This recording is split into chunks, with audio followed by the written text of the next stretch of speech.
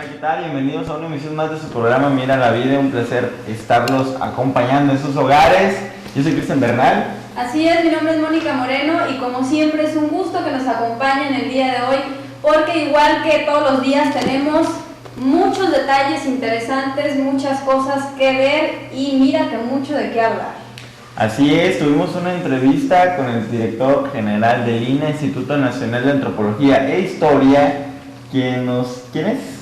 Así es el señor antropólogo Raúl Méndez Lugo, quien nos hizo el favor de acompañarnos y estar dándonos una breve charla acerca de lo que hace el INA y algunos otros detallitos con respecto a nuestro estado. Así es, por ahí nos dio datos acerca de los edificios que hemos hablado y también nos platicó un poquito, como comentan mi compañera, pues acerca de las actividades que realizan y muchas otras cosas muy interesantes. Pero antes que se nos pase, vamos a recordarle los teléfonos, que es 216-7204 para toda la gente que se quiera comunicar con nosotros. Está la línea disponible. Saludos o felicitaciones, comentarios, dudas, sugerencias, todo se vale. Oye, críticas, todo lo que ustedes quieran saber también, por supuesto, podemos. También tenemos el correo, Cristian. Así es, su correo electrónico es miralavida @yahoo.com.mx. Escríbanos y denos sus sugerencias. Así es, y bueno, mientras las esperamos, nosotros vamos a continuar hablando de cosas más interesantes con respecto a todo lo que es nuestra ciudad, edificios. Y por supuesto no podemos dejar pasar, como les comentamos, el platicar con el director, ya que él también nos puede proporcionar o de igual manera nos puede sacar de muchas dudas. Para toda la gente que tenga algunas dudas todavía se puede comunicar con nosotros y posteriormente nosotros nos encargamos de investigar e informarle a toda la gente acerca de esa duda que tenían y poder respondérsela con mayor exactitud. Así es, pues ya que les hemos estado hablando acerca de lo que es nuestro patrimonio histórico aquí en la ciudad de Tepic, se nos hizo muy importante ir a platicar con esta persona, ya que esta institución pues es la que se encarga de recabar todos los datos y la información necesaria para poder declarar los edificios de los que les estamos hablando como monumentos históricos. Así que, ¿qué te parece si vamos viendo la entrevista que tuvimos con él para que nos alcance el tiempo y ya puedan escuchar todo lo que nos comentó? Así es, vámonos a la entrevista. En un momento regresamos aquí al foro. Y pues infinidad de cosas interesantes nos comentaba. Me cortan inspiración, ¿verdad? ¿Qué pasó? Bueno, mientras tanto, ahí está. Buenas tardes, ¿cómo está usted? Buenas tardes, pues muy bien, contento de que se hayan dado una vueltecita por aquí. Y bueno, para comenzar un poquito con la información, me gustaría que nos dijera desde cuándo tienen ustedes operando aquí en el estado de Nayarit. Bueno, el Instituto Nacional de Antropología e Historia es una institución que se creó en el sexenio de Lázaro Cárdenas en 1939. Es una institución federal donde todos los estados hay una representación, una delegación estatal. En Nayarit en 1986 se creó la delegación estatal, pero nuestra presencia como INA va hasta 1944, cuando el arqueólogo José Corona Núñez llega a restaurar la zona arqueológica de los Toriles en Ixtlán, y en 1949 cuando se crea el Museo Regional que todos conocemos aquí en Zapata y Mejo. Desde ese momento tenemos presencia, pero como delegación, les repito, estamos desde 1986, ya que formábamos parte de una delegación, un centro de varios estados, que era el Centro Regional de Occidente en Guadalajara, y que de ahí dependía esta delegación de Nayarit.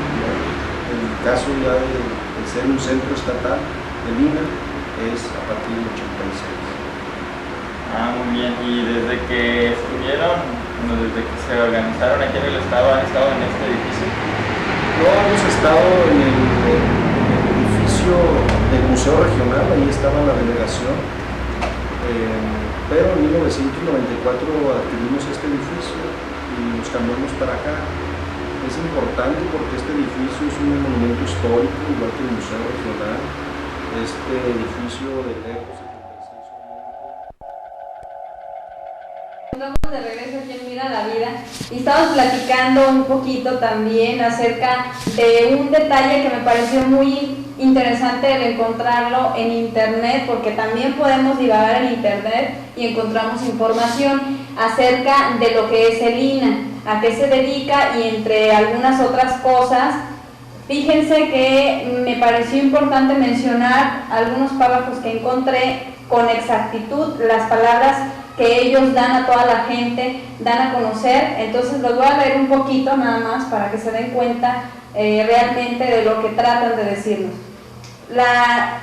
Porque los pueblos, porque en realidad existe una nueva museología para el desarrollo regional, porque los pueblos aspiran a una mayor participación, democracia y calidad de vida, aspiración que ha requerido muchos años de toma de conciencia de la realidad en que viven. Esto ha provocado históricamente las legítimas transformaciones en los sistemas económicos, en las formas de pensar y en los modos de vida. La nueva museología como movimiento educativo y cultural tiene el reto de indagar el pasado, abordar el presente y pensar el futuro. Que también era una de las preguntas que le hacías, Cristian, ¿verdad?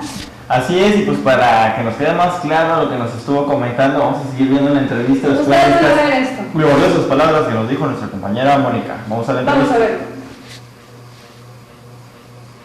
Porque este edificio es un monumento histórico, igual que el Museo Regional. Este edificio del ERCO 76 Oriente era de la familia Saucedo, el químico Reinaldo Saucedo, y nosotros adquirimos una parte pues muy importante de la casa, no la compramos toda, porque sigue una familiar de los Saucedo aquí enseguida, y la otra parte es de la familia Romano. Entonces, pero estamos muy a gusto, convivimos muy bien como vecinos y además estamos en la zona más importante de los monumentos históricos de Tepic.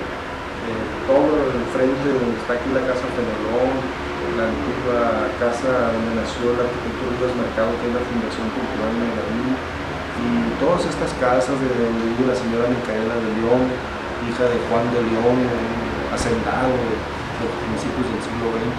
Es una cuadra muy interesante históricamente.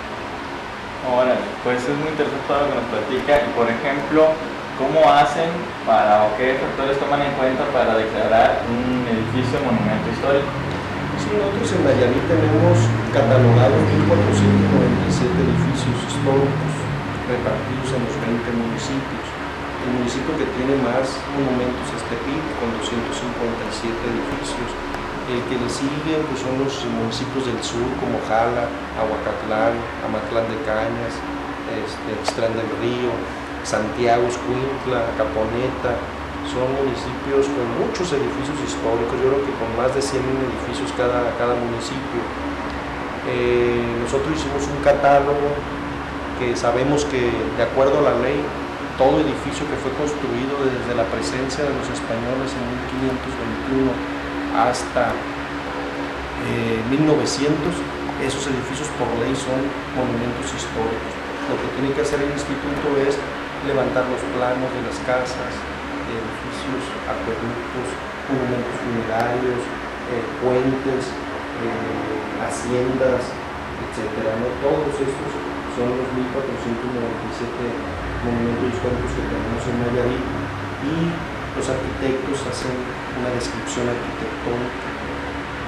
Se tienen a veces las fechas que los ponen en las casas, cuando fueron construidas, cuando fueron terminadas. Los templos, por ejemplo, son parte importante de este catálogo de monumentos. Pero ya para que un edificio sea declarado como monumento histórico, también se hace un estudio y se hace toda una justificación por qué debe de haber un decreto presidencial, o sea, del presidente de la República, para que se declare monumento histórico.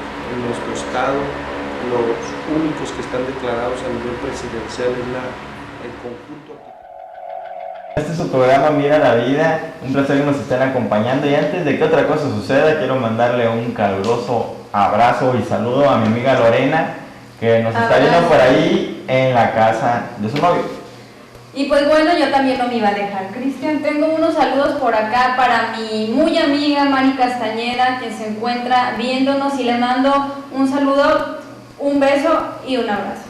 Así es, y vamos a recordarles los teléfonos una vez más, es el 216-7204, para que nos llamen y nos den sus sugerencias, saludos, felicitaciones, etcétera. Está disponible, igual, y que si quieren darnos nada más lo que ustedes gusten, ya quieren que saludemos al primo, al vecino, aunque lo tengan por un lado, pero igual y se pueden hacer famosos, no se crean por aquí. Vamos a esperar su llamada. Mientras tanto, pues tenemos otra más de información, otro pedacito más de información acerca de la entrevista que tuvimos con el director del Instituto Nacional de Antropología e Historia, Cristian. Así es, vamos a seguir viendo lo que nos estuvo platicando por ahí acerca de esta institución. Seguimos con la entrevista, ¿qué te parece? Vámonos. Y estamos en proceso para declarar Bella Vista como conjunto también arquitectónico y Jala como un centro histórico o un conjunto de monumentos históricos. Entonces son dos que están en proceso. Entonces es un estudio de los conocedores, de los expertos, de los arquitectos en este caso, de los historiadores, de los antropólogos, que hacemos un trabajo multidisciplinario para poder declarar estos edificios. Oh, qué interesante. Quiere decir que, por ejemplo, aquí en Tepic, a nivel nacional, como usted decía, no hay todavía ninguno declarado monumento histórico, así como Mezcaltitán. No, en la ciudad de Tepic no, están catalogados, pero el gobierno del estado sí declaró a nivel estatal el centro histórico de Tepic con el conjunto de edificios que nosotros catalogamos. O sea, hay un decreto estatal, no hay un decreto federal presidencial. Y en algunos lugares hay decretos municipales donde declaran, por ejemplo, Bellavista está declarado monumento histórico por el gobierno del estado, aunque estamos haciendo ahorita todo el expediente para declararlo a nivel presidencial. Entonces, no importa que un edificio no esté declarado a nivel presidencial, no importa en el sentido de que simplemente con la catalogación, de acuerdo a la ley de asentamientos humanos del gobierno, ya es un monumento protegido. Ya no se puede hacer cualquier cosa sobre ese edificio sin la autorización del gobierno del estado de México. Pues por ejemplo, esto que nos comentas es muy interesante. ¿Qué tipo de cosas no se pueden hacer una vez un edificio es declarado monumento histórico? Bueno, no hay una cosa en específico. Lo que es importante es que si tú tienes un edificio histórico, que la mayoría son privados, la mayoría de los edificios históricos son de propiedad particular, ellos tienen que acercarse tanto al municipio como al INAH o al gobierno del estado para que les demos los lineamientos en sus reparaciones. Por ejemplo, reparar un techo como este que tenemos en esta casa, que es de terrado, que son de vigas de madera. Nosotros le hacemos las sugerencias cómo se puede hacer ese techo, cómo puede sustituirse. Si no queremos seguir cortando árboles para las vigas de madera, pues podemos hacerlas de concreto, podemos hacerlas de metal, las podemos hacer, pero la fisonomía y la estructura no cambia. Sí, cambiarán los materiales, mas no la estructura que puede tener el edificio. Cuando tú tienes una casa con ventanales neoclásicos del siglo XIX y que quieren hacer de repente una cochera o un local comercial, nosotros les damos el lineamiento. Lo importante es que tiene que contar con el permiso. Se pueden hacer modificaciones, ampliaciones, mas no demoliciones. Lo que nosotros manejamos es el término de reconstrucción cuando son ruinas, pero no demolición. La palabra demolición no existe en el vocabulario de la conservación del patrimonio nacional, porque si existiera, de ahí nos agarraríamos para destruir nuestro patrimonio. Entonces no existe la palabra demolición, existe reconstrucción, como fue el caso de San Blas, donde el huracán nos destruyó el 70% de la montaña y la reconstruimos y ahora está mejor que como estaba. Entonces creo que es muy claro lo que es eso. Sí, pues entonces es muy interesante lo que nos platica. Por ejemplo, también a Lina le toca levantar lo que son la historia de los edificios y datos curiosos. ¿Quién vive ahí? ¿Qué actividades se realizaban? Todo eso. Claro, nosotros tenemos que contratar un historiador para que, aunado al trabajo de los arquitectos, se pueda poner la historia. Por ejemplo, saber que la casa Virgen o la casa Fenelón se construyó construyó por la idea de tal o cual personaje, quienes vivieron allí. Por ejemplo, la Casa Fenelón, que despacharon una cantidad importante de gobernadores antes de que pasara el Palacio de Gobierno a la actual expenitenciaría. Aquí despacharon como alrededor de 8 gobernadores en la Casa Fenelón. O decir que en el Exhotel Imperial ahí se haya firmado, jurado la acta de independencia, ¿verdad? O decir que el Museo Regional fue construida por el hacendado